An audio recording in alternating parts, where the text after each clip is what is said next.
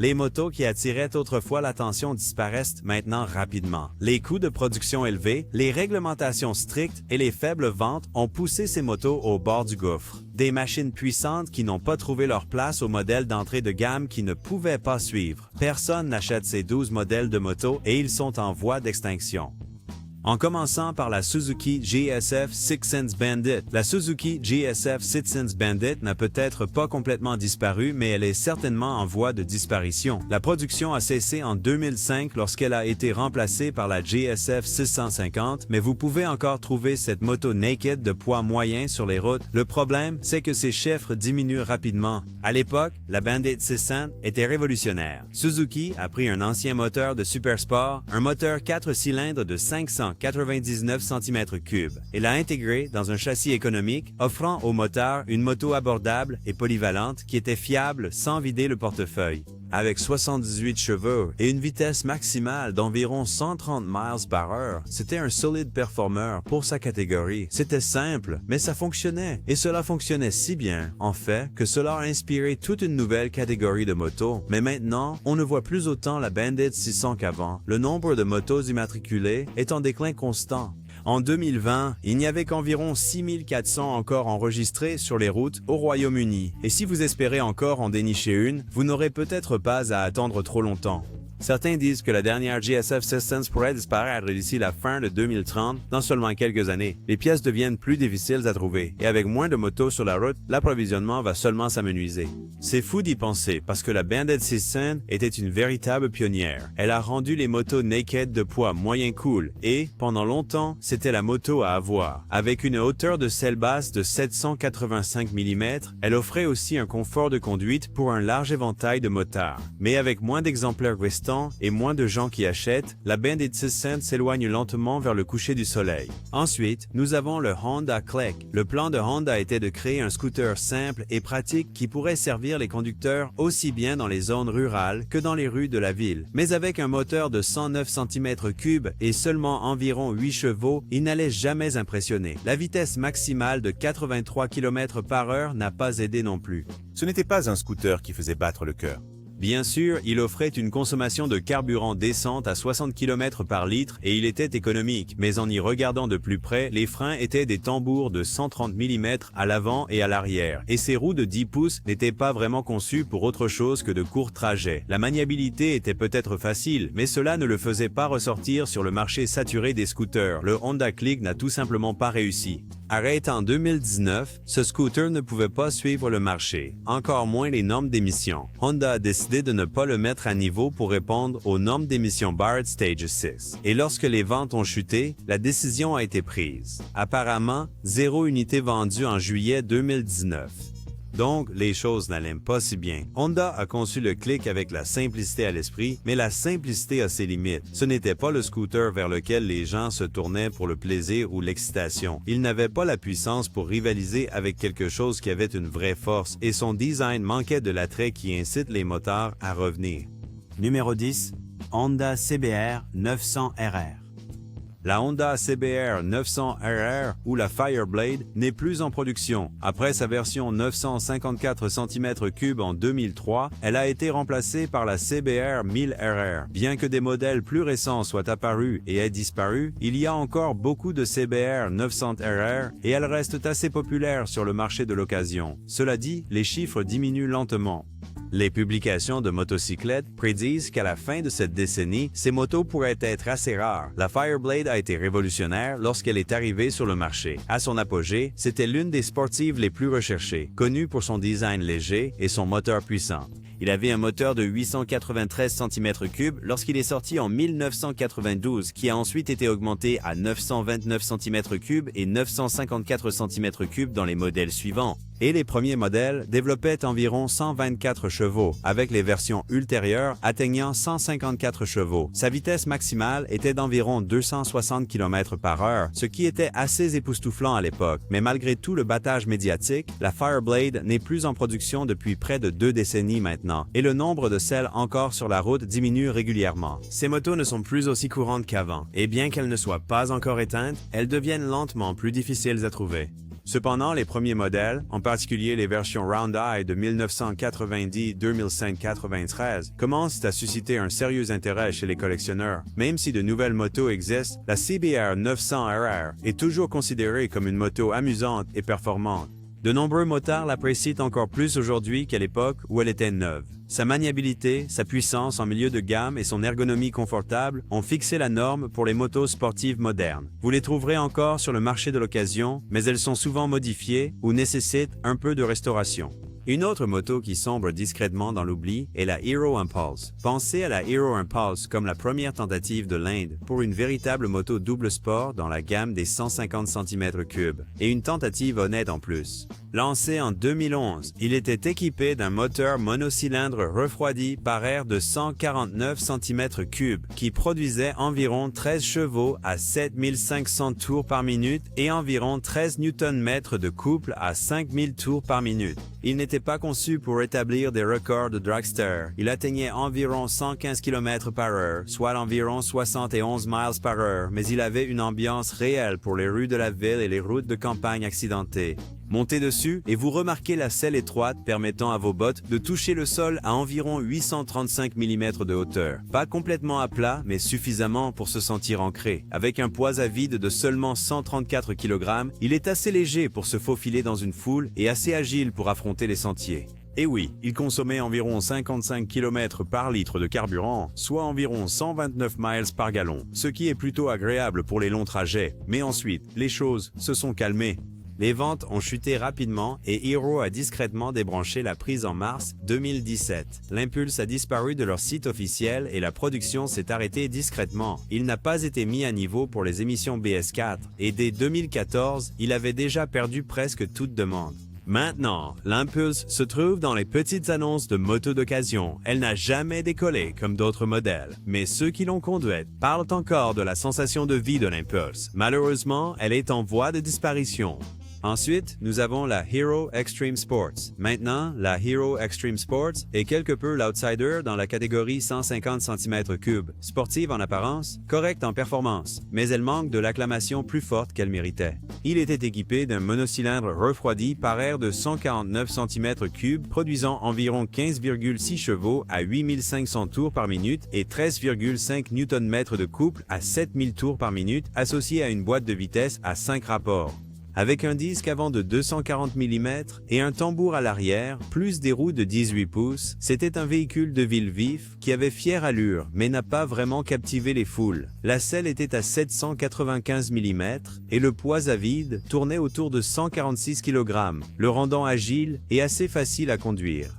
Malgré des spécifications solides pour son époque, l'Extreme Sports n'a jamais réussi à trouver sa place. Lorsque la Honda CB Unicorn et la Bajaj Pulsar 150 dominaient le segment des 150 cm3, l'Extreme Sports ne pouvait tout simplement pas suivre. Les ventes ont discrètement expiré début 2019, passant de quelques centaines d'unités par mois à zéro. Hero Motocorp a cessé d'expédier des motos après octobre 2019, les a retirées du site web et les a officiellement retirées début 2020 dans le cadre de leur sortie du segment 150 cm3. Les Extreme 200R et 200S, avec d'autres modèles de 200 cm3, ont pris sa place. Si vous tombez par hasard sur l'un d'eux aujourd'hui, vous le remarquerez probablement caché dans les annonces de motos d'occasion, négligé mais toujours en marche, avec quelques motards appréciant encore son caractère discret. Passons à Suzuki Inazuma.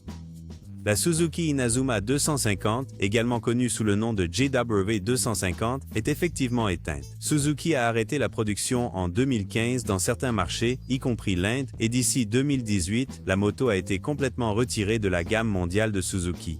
Il a été discrètement retiré des sites web et des chaînes de production de Suzuki, laissant derrière lui une moto de qualité décente, mais qui n'a pas trouvé sa place sur un marché compétitif. Propulsé par un moteur bicylindre parallèle de 248 cm3, l'Inazuma délivrait 26 chevaux à 8500 tours par minute et 24 Nm de couple à 7000 tours par minute. Il avait une transmission à 6 vitesses et était équipé de l'injection de carburant pour une performance fluide. Le poids à vide de 182 kg était un peu du côté lourd, mais la hauteur de selle de 780 mm le rendait accessible à une gamme de pilotes. Avec un réservoir de 13 litres et une consommation annoncée de 34 km par litre, elle était bonne pour les longues balades, mais ne pouvait tout simplement pas rivaliser avec des options plus abordables ou plus excitantes. L'Inazuma était l'une de ces motos qui avait le bon potentiel, mais n'a tout simplement pas réussi à atteindre la cible. Eh bien, le principal problème était le prix. Lors de son lancement, l'Inazuma 250 était trop chère, ce qui la rendait non compétitive face à ses rivales, surtout sur des marchés sensibles au prix comme l'Inde. Malgré le fait d'être une moto fiable avec des spécifications solides, elle n'a tout simplement pas attiré suffisamment d'acheteurs pour justifier sa place dans la gamme de Suzuki. Le design n'a pas non plus aidé sa cause. Au moment où elle est arrivée sur le marché, beaucoup ont trouvé que le look de l'Inazuma était dépassé. La moto a également dû faire face au défi supplémentaire d'être importée en tant qu'unité complètement démontée en Inde, ce qui signifiait que les taxes d'importation augmentaient encore plus son prix. Les ventes n'ont jamais décollé comme Suzuki l'espérait. En 2016, l'Inazuma a été discrètement retirée des concessions à un prix bien inférieur à celui de son lancement initial. Mais à ce moment-là, il était clair que le modèle n'allait pas avoir une seconde chance. Suzuki a alors concentré ses efforts sur d'autres modèles et l'Inazuma a été officiellement retiré de la gamme. Malgré sa fiabilité et ses performances solides, le prix, le design et le manque de demande de l'Inazuma ont scellé son sort.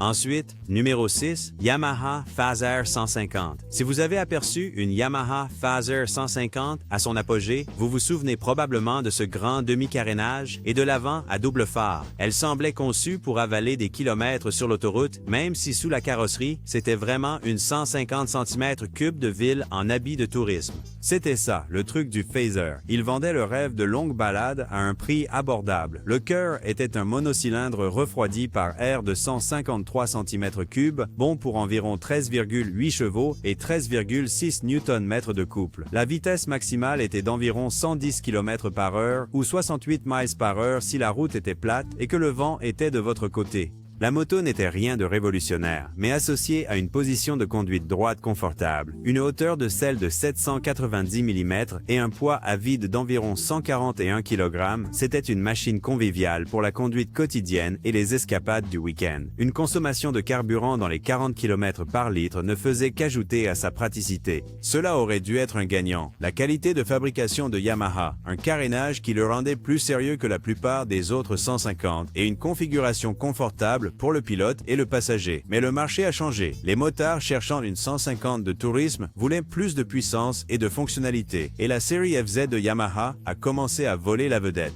Au moment où les ventes ont commencé à baisser, la Fazer 150 semblait déjà dépassée et Yamaha l'a discrètement retirée des salles d'exposition à la fin des années 2010 sans faire beaucoup de bruit. De nos jours, en croiser une sur la route, c'est comme retrouver un vieux compagnon de route que vous n'avez pas vu depuis des années. Toujours capable, toujours confortable, mais en décalage avec la concurrence plus rapide et chargée de technologie.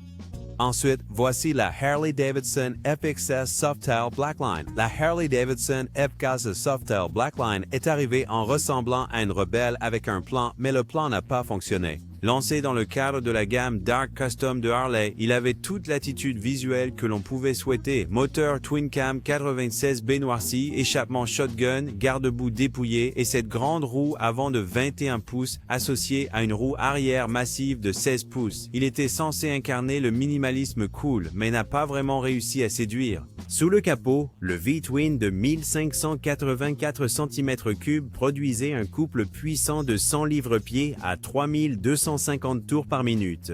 Sur le papier, cela ressemblait à la parfaite moto cruiser basse. Mais en pratique, les performances ne correspondaient pas vraiment au prix, surtout lorsque les concurrents offraient plus de fonctionnalités, de meilleurs freins et l'ABS de série. La suspension arrière cachée de Harley et la fourche avant de 49 mm offraient une conduite correcte, mais c'était le début des années 2010. Les motards commençaient à attendre plus que de simples belles apparences et un échappement grondant. Les ventes n'ont jamais décollé. La Blackline est restée seulement quelques années avant que Harley ne l'élimine discrètement de la gamme en 2014, avec quelques autres modèles peu performants. Pas de grande tournée d'adieu, pas d'édition spéciale de départ, juste disparu. Aujourd'hui, vous pourriez en apercevoir un dans la nature, ayant toujours l'air aussi cool que dans le catalogue, mais ils sont rares. Quatrième sur la liste est le V92C Sport Cruiser. La Victory V92C Sport Cruiser est officiellement morte et sur le point de disparaître. Après 2017, plus aucune V92C n'a été fabriquée. Polaris, la société mère, a décidé de mettre fin à Victory Motorcycle. Le problème, c'est qu'ils ne pouvaient pas rivaliser avec les grands comme Harley-Davidson. Et malgré un fort suivi, Victory n'a tout simplement pas pu tenir sa place sur le marché. Maintenant, la V92C et ses sœurs ne sont plus en production, bien que les pièces et le service soient encore disponibles jusqu'en 2027. La V92C était quelque chose de différent lorsqu'elle est sortie en 1999. Il était équipé d'un moteur V-Twin de 1507 cm3, qui était le plus gros moteur sur le marché des cruisers à l'époque. Puis, en 2000, la version Sport Cruiser est sortie avec une position de conduite plus agressive et une meilleure maniabilité. Ce n'était pas aussi rapide que certaines autres motos, mais elle avait la puissance pour rendre chaque trajet solide. Avec environ 65 à 71 chevaux et 86 à 117 Nm de couple, ce n'était pas la chose la plus rapide sur la route, mais elle avait assez de punch pour être amusante à conduire. Il avait une hauteur de selle de 28 pouces, le rendant accessible à la plupart des motards, et il pesait environ 632 à 685 livres. Le moteur Twin Cam 96B offrait une conduite douce et stable, mais les performances de la moto ne pouvaient toujours pas surpasser la concurrence, ce qui a finalement conduit à sa chute. Malgré son apparence impressionnante et ses performances solides, la V92C n'a jamais séduit suffisamment de motards pour perdurer. Harley était tout simplement trop bien établi et le marché n'était pas prêt pour un autre cruiser avec les mêmes vibrations robustes. Les motos Victory n'ont tout simplement pas pu avoir l'impact nécessaire. Maintenant, Victory a disparu, mais la V92C Sport Cruiser vit toujours dans le cœur des collectionneurs et des passionnés qui apprécient son héritage. Ensuite, nous avons la Buell Blast. La Buell Blast était une petite machine accessible conçue pour accueillir les débutants sans les effrayer. Construit sous la supervision de Harley-Davidson, il possédait toutes les spécifications adéquates pour une moto d'entrée de gamme, un monocylindre de 492 cm3 produisant 34 chevaux et 30 livres-pieds de couple, et ses Siegerlinderhans, une hauteur de selle base de 27 pouces et demi et un poids à sec de seulement 360 livres, une boîte de vitesse simple à 5 rapports, une transmission par courroie et un corps en surlin robuste qui pouvait résister aux bosses. Elle était aussi conviviale pour les débutants qu'on pouvait l'être, mais la Blast n'a jamais vraiment décollé. Les motards l'ont trouvé un peu trop sage, surtout quand le nom de Buell était associé à des machines axées sur la performance. Et puis, il y avait les vibrations, qui suffisaient à faire vibrer l'échappement jusqu'à une retraite anticipée sur plus d'une moto.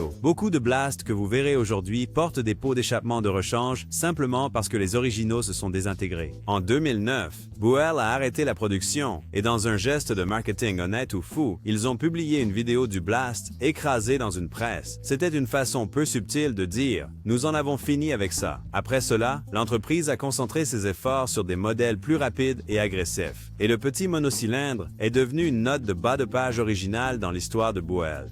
Pourtant, la Blast avait ses charmes. Elle était facile à conduire, économique à l'usage et étonnamment durable si l'on pouvait vivre avec ses bizarreries. Certaines personnes ont appris à conduire dessus et ne l'ont jamais oubliée, car elle a fait plus que les initiés au monde de la moto. De nos jours, une Buell Blast en bon état est une rareté, cachée dans les garages de motards qui ont soit appris dessus, soit aiment simplement posséder quelque chose d'original et abandonné. Ce n'était peut-être pas la moto que les fans de Buell voulaient, mais pour de nombreux nouveaux motards, c'était exactement la moto dont ils avaient besoin. Numéro 2, Hero Honda Achiever 150. La Hero Honda Achiever 150 n'a jamais attiré les regards et c'était peut-être le problème. Elle n'était pas tape à l'œil, elle n'était pas agressive, c'était juste une moto de tous les jours, solide et pratique. Lancé pour s'insérer dans le segment des motos de 150 cm3 haut de gamme, il avait les bonnes caractéristiques sur le papier. Un moteur monocylindre de 149,2 cm3 refroidi par air produisant 13,4 chevaux et 12,8 Nm de couple. Une boîte de vitesse à 5 rapports et une efficacité énergétique pouvant atteindre 68 km par litre.